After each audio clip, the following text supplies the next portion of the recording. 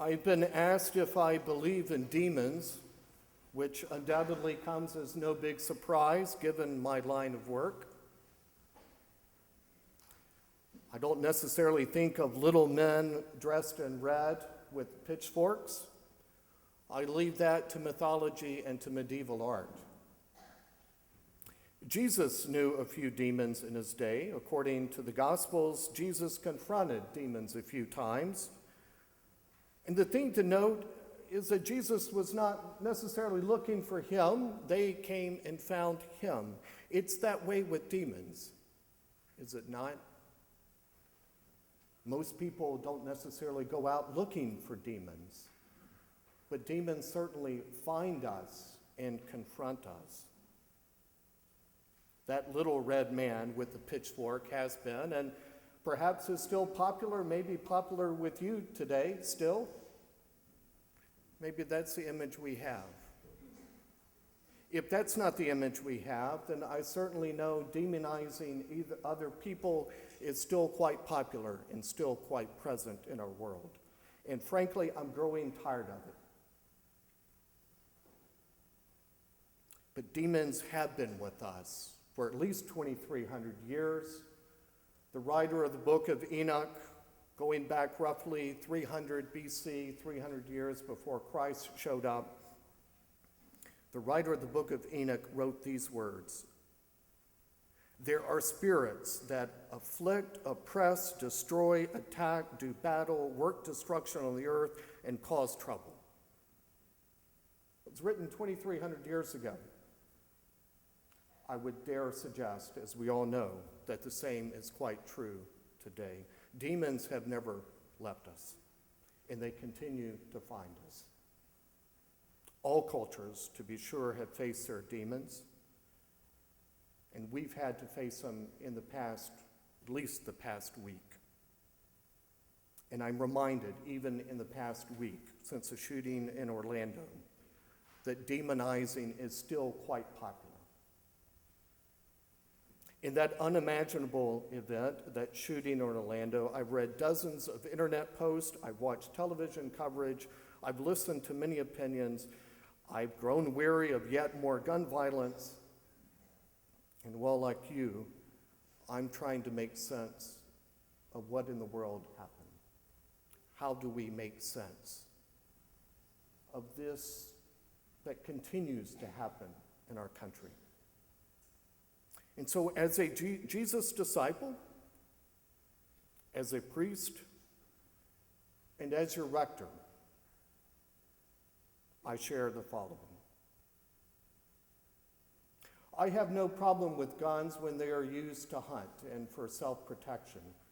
I grew up in a region of the country in Mississippi where most of the guns, virtually all the guns I saw, were hunting rifles.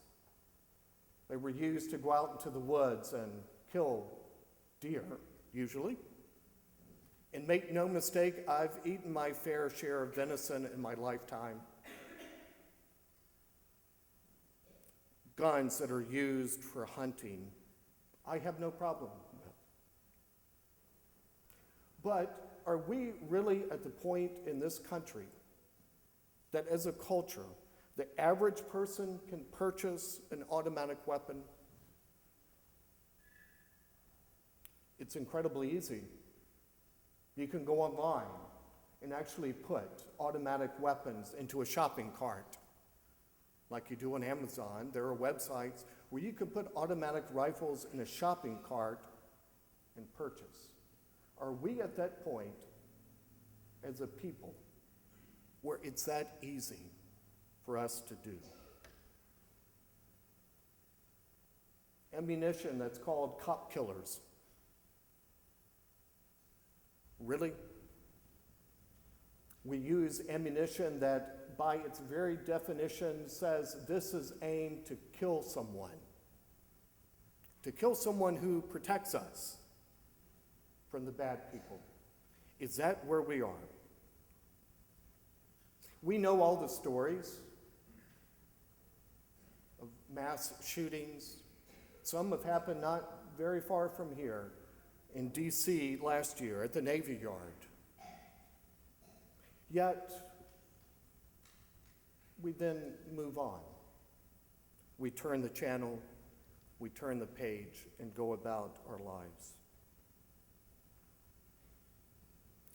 And when it comes to this whole gun thing, I hear that we should pray for victims and all those affected. Yes, we should. This may sound strange coming from a priest, but I'm growing tired of our only response to these horrific acts of violence to be, I'll pray for you. I'm tired of that. My question is, why don't we do something? Why don't we change the laws? From Sandy Hook to Columbine to Pearl, Mississippi, one of the first school shootings, I'm growing tired of hearing this outrage only to return to life as normal in the next news cycle. A week ago, 49 of our gay brothers and sisters were murdered. I say our brothers and sisters quite intentionally, because I'm also growing tired of the demonizing of people because of their sexual orientation. So let me be clear. Your sexuality, whatever that is a gift from God. You are born mysteriously a certain way, God as creator. That is to be celebrated.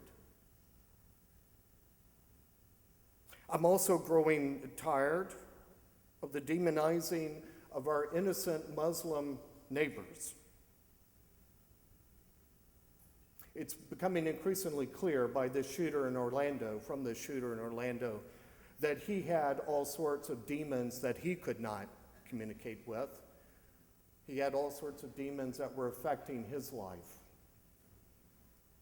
And so to blame all of Islam for the actions of this person is quite unfair to Islam and quite unfair to our innocent Muslim neighbors.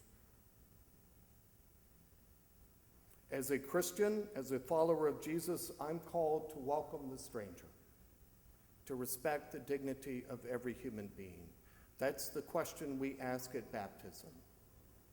Will you do all you can to respect the dignity of every human being? I believe those words. I believe in that question.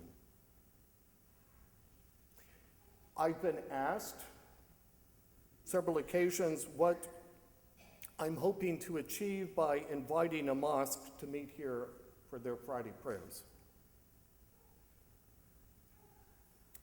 I'd like to be clear on two things. I'm not becoming a Muslim, but I am being hospitable. Because as a follower of Jesus, as a priest, and as your rector, I believe in welcoming the stranger. Doesn't mean we're naive. Doesn't mean we let people do to us whatever we want them or let them do. But it means we respect the dignity of every human being. I'm quite aware, reminded, the last words Jesus gave to his disciples before he sent them out was this: be innocent as doves and yet wise as serpents. Good advice, still these 2,000 years later. So I'm not naive, but if I believe anything, if this church, St. Andrew's, or the church, or the gospel means anything, we do it in this world. Jesus didn't belong to Sunday school. Jesus belongs to this world. Jesus is to be in this world, not in a Sunday school classroom.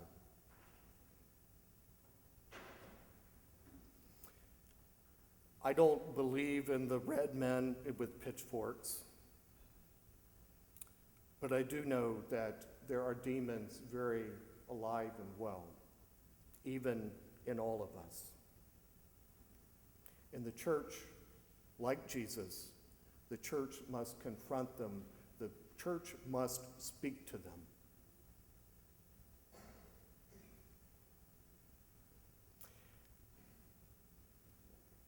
You know what I'm really struck by in this gospel reading is that when Jesus spoke to the demons and he got this guy's life back on track, we heard now he has clothes to wear. His life is getting back on track. It's a great thing, right? Did you pay attention to what the people did? They said, Jesus, we would like you to leave. Jesus stands up to the demonic forces of our society. Those that oppress, destroy, attack, do battle, work destruction on the earth, and cause trouble. The people ask him to leave. I hear outrage about shootings. How can we continue to do this to one another? And then by the next Monday morning, life is back to normal. Maybe I shouldn't be surprised because the Gerasenes did that.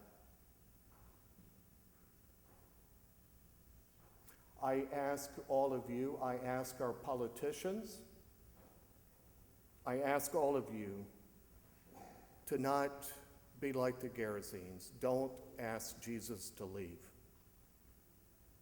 Don't ask Jesus to leave for our gay brothers and sisters. Don't ask Jesus to leave for our innocent Muslim neighbors. Don't ask Jesus to leave. Please. Please. Whatever you do, don't ask him to leave.